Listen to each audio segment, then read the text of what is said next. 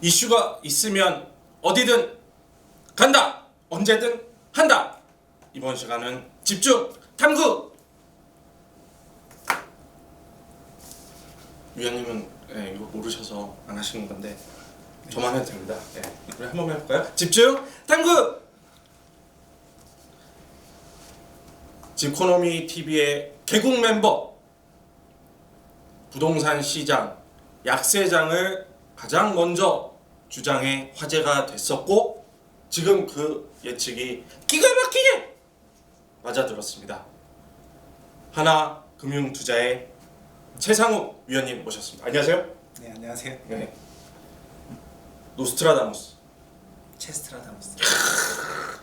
준비하고 왔어요.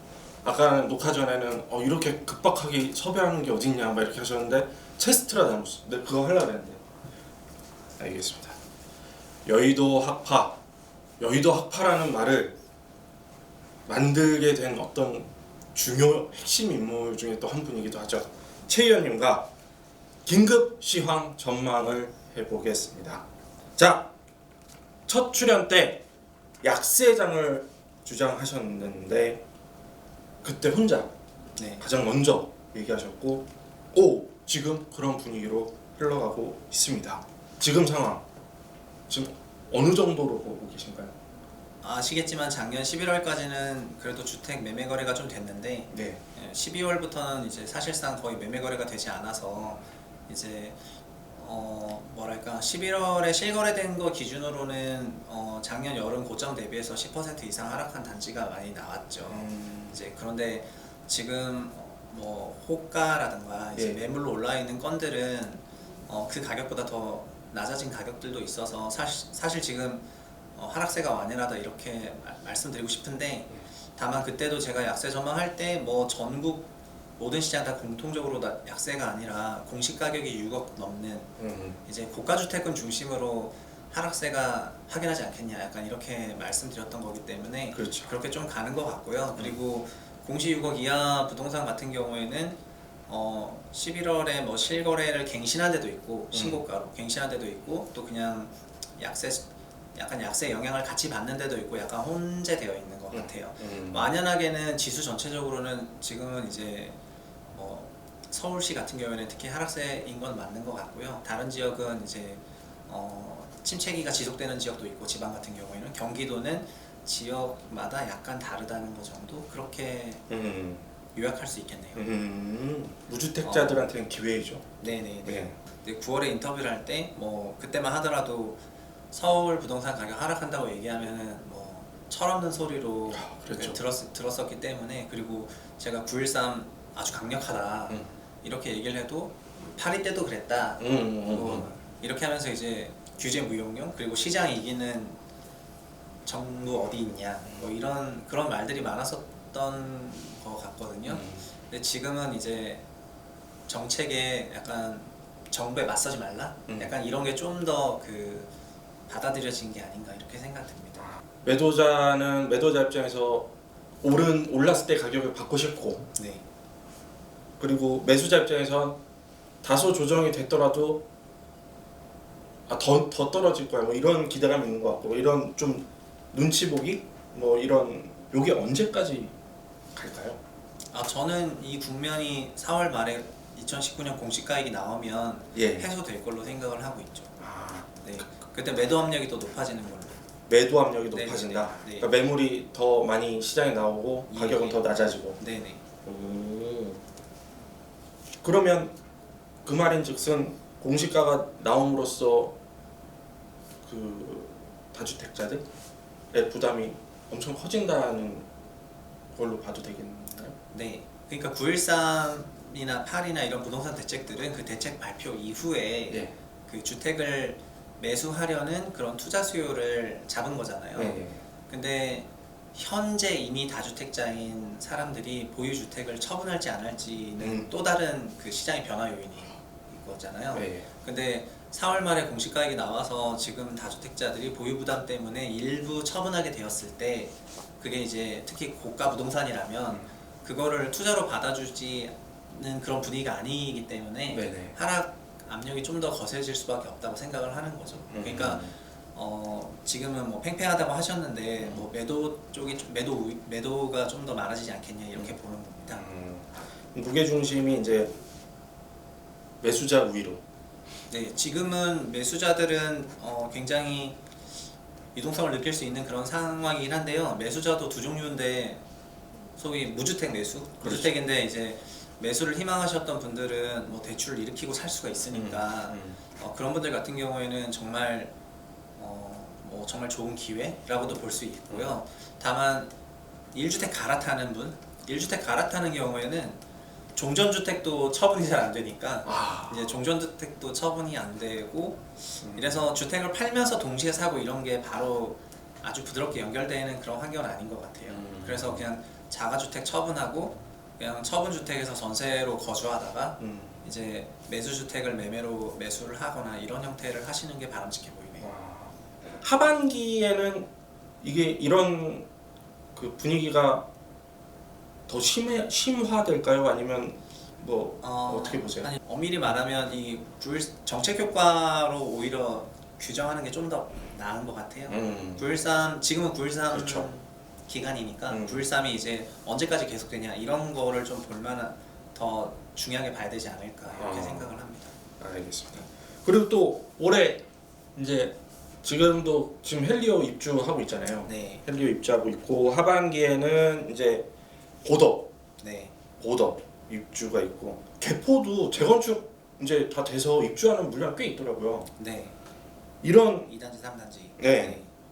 이런 입주 물량 특히 강남과 동남 쪽에 이런 입주 물량은 어떤 영향을 미칠까요? 그러니까 입주는 그냥 단기적으로는 확실히 그 전세 가격 하락에 영향을 많이 주는 것 같아요. 네. 네. 저는 장기적으로는 이제 지금 다주택자들이 주택 구매를 꺼리기 때문에 그 장기적으로는 전세가 상승 압력이 좀 높다고 생각을 하고 있는데 단기적으로는 확실히 영향이 있는 것 같고 다만 연간으로 봤을 때요. 작년 2018년이 입주 물량 사상 최대였어요. 작년이. 네, 왜냐면 2015년이 분양 물량 사상 최대였거든요. 그래서 3년 시차를 두고 작년이 가장 많은 입주가 있었고 올해는 작년보다는 감소하는 거고 내년은 더 감소를 하게 돼요. 그래서 입주의 그 파고가 이제 이미 약간 정점 지났다고 생각을 하고 있죠. 그리고 그래서 이제 올해 하반기로 갈수록 전세가는 안정화가 될 것 같아요. 하락세를 멈추지 않을까 이렇게 생각을 하고 있습니다. 약간 섣부를 수 있지만 특정 지역에서는 입주가 많으면 그 지역 빠지는 거 있는데 네. 우리나라 전국으로 봤을 때 지금 매매가랑 전세가가 다 조정받고 있잖아요. 네. 근데 전세가는 하반기 정도부터는 하락이 어느 정도 멈추지 않을까 이렇게 생각을 하고 있습니다. 네.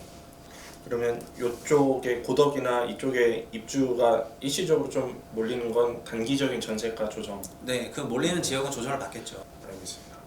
그 강남 쪽에 또 재건축 관리 처분 받으면서 이루어내서 이제 이주를 해야 되잖아요. 네, 이런 물량도 좀 있던데 맞아요. 네, 요거는 그 고덕과 이런 개포 이쪽에 또 입주랑 이렇게 물려서 뭐 네. 상쇄시키는 효과가 있을.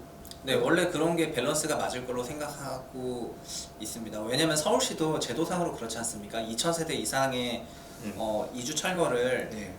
뭐랄까 서울시가 시기 조정을 할 수가 있거든요. 제도적으로. 그렇죠. 그게 왜냐면은 이주나 이런 게 너무 일사불란하게 이어지면 이제 주택이 없기 때문에 입주 시점 맞춰서 해야 되고 그래서 둔촌주공 재건축과 뭐 그라시움 입주를 맞춘다거나 이런 식으로 이제 하게 봐야죠. 그래서 그 미스매치라는 몇 달간의 가격이라는 게 사실 큰 의미는 없다고 보고 있는데 구조적으로 이제 저희가 연간으로 봤을 때는 이미 입주 피크는 지났거든요. 네.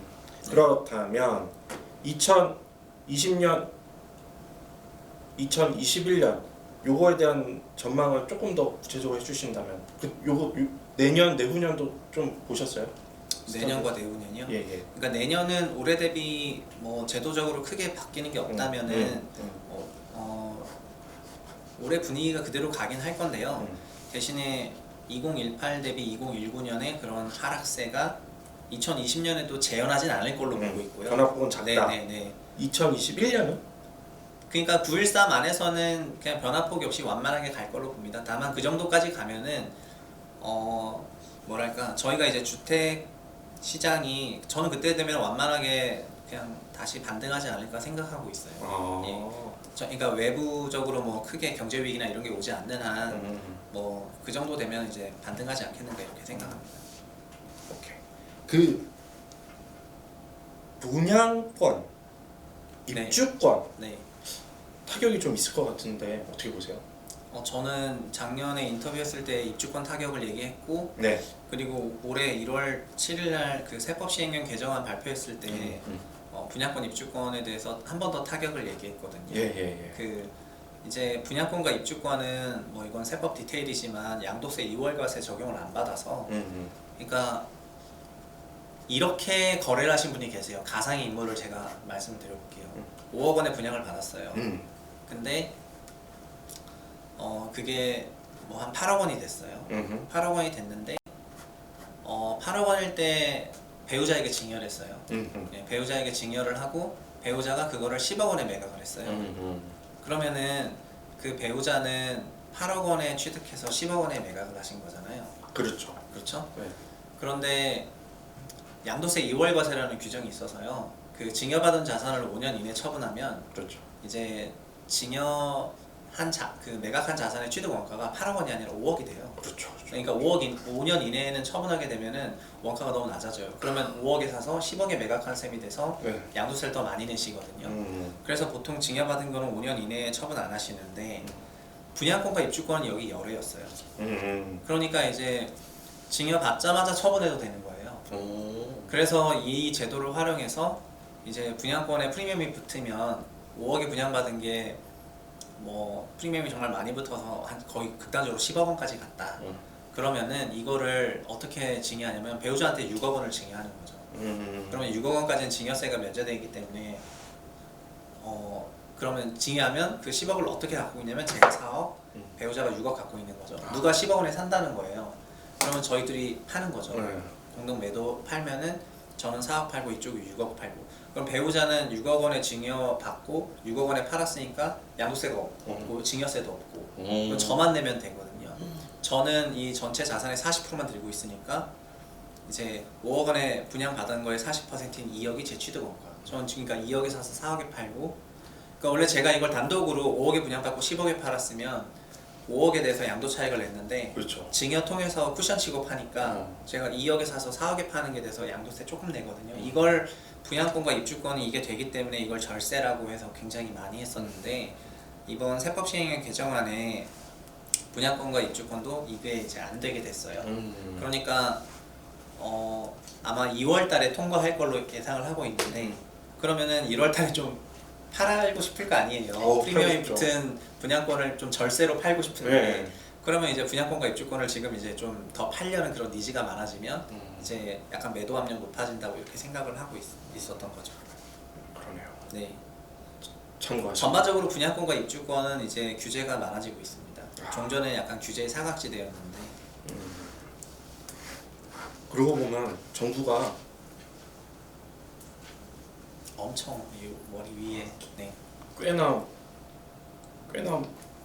디테일하게 보고 있네요. 네. 네네. 특히 국세청이. 네. 그리고 국세청은 또 더 많은 데이터 저희 이제 뭐 전입신고나 이런 거 관련해서 국토부한테도 자료 제공을 받아서 이제 실제로 제3자한테 임차를 주고 있는지 안 주고 있는지 있는데 임대소득 신고를 하고 있는지 안 하고 있는지도 다 안다고 생각하시는 게 편할 것 같습니다.